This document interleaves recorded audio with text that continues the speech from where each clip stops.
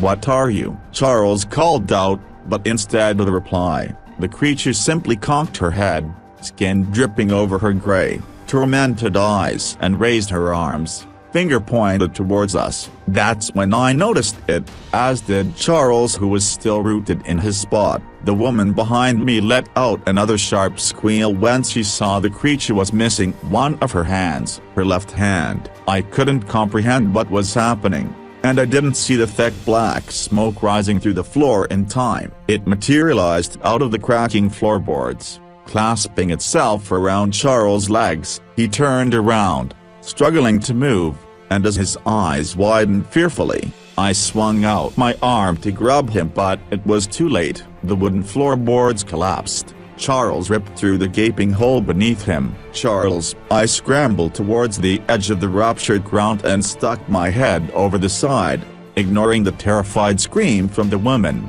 It was dark, there was no fire, and there was no Charles. I glanced back up and the woman was gone, but I sure as hell was not going to leave Charles for dead. Radioing Zach, I notified him of the woman and her child, and sent them to move along towards the front door before the whole building collapsed.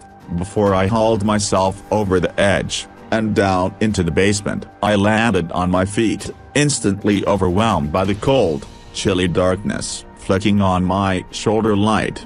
I grabbed my axe with my other hand, peering around the room, straining my eyes. I was unable to locate Charles and my flashlight felt absolutely useless. I called out, "Charles, Charles," but all I heard was my own echo. I turned in circles, halting my rotation when the beam of light from my torch locked onto something.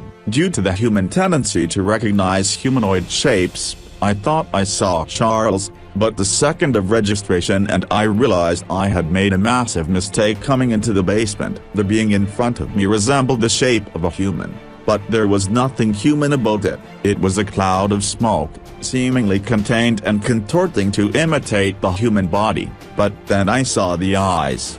Or what I assumed to be the eyes. The smoke hollowed out, forming the eye sockets, and staring into it, I saw nothing but an abyssal darkness. My flashlight moved up, illuminating the smoking shoulders, the twisting neck, that distorted face.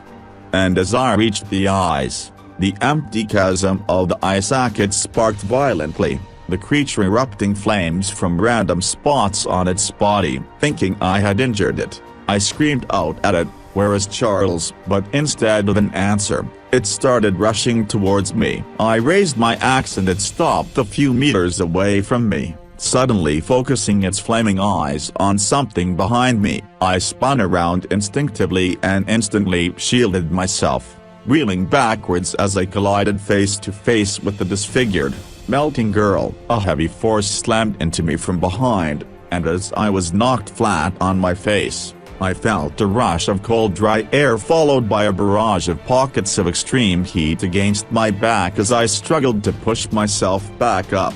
When the heat subsided, I risked a glance around only to find I was alone. Eyes narrowed, mouth pulled into a tight grimace. I decided it was time to leave. When I reached the door, I could already feel the orange wave of heat behind the barrier, but before I could blink, something erupted through the door. A tsunami of explosive air threw me up into the air, and as I hit the ground, I blacked out. My eyes trembled open, the bright artificial light temporarily blinding me. I had woken in a hospital, a day after paramedics pulled my crumpled body out of the rubble. They didn't find Charles, and there was not a sign of foul play except for another charred limb. This time, it was a foot, scorched to the extent where the skin would just crumble where the slightest of pressure was applied. A few days ago, the police report came back, identifying the two limbs as belonging to the same person.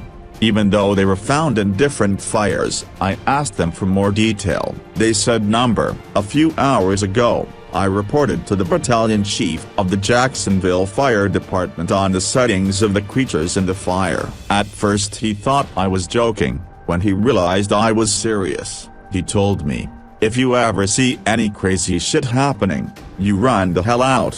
You haul ass and dive out the window if you have to."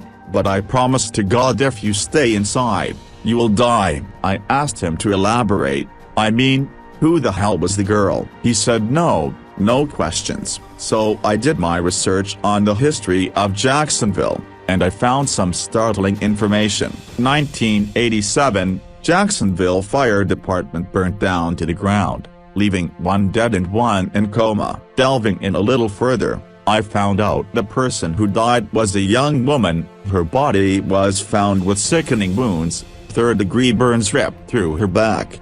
4th-degree burns traversed her once beautiful face, creating the impression that her skin was melting off. My heart thumped as I continued. The man in the coma was convicted of arson and 1st-degree murder, but before they could put him out of his misery, his body vanished from the hospital. The day after that, the hospital was burned to the ground, killing everyone inside. I pushed my chair back, brain-ticking, when the doorbell chimed. I approached the door, opening it, but nobody was there. Looking down, there was a box with my address labeled on. Taking it inside, I flipped open the cover, and instantly threw up all over the floor. Inside the box were the 2 charred limbs, heavily decomposed, burnt skin rotting and some revolting fluid pooling at the base of the box. Running over to grab my phone, I halted when I smelled it. Smoke.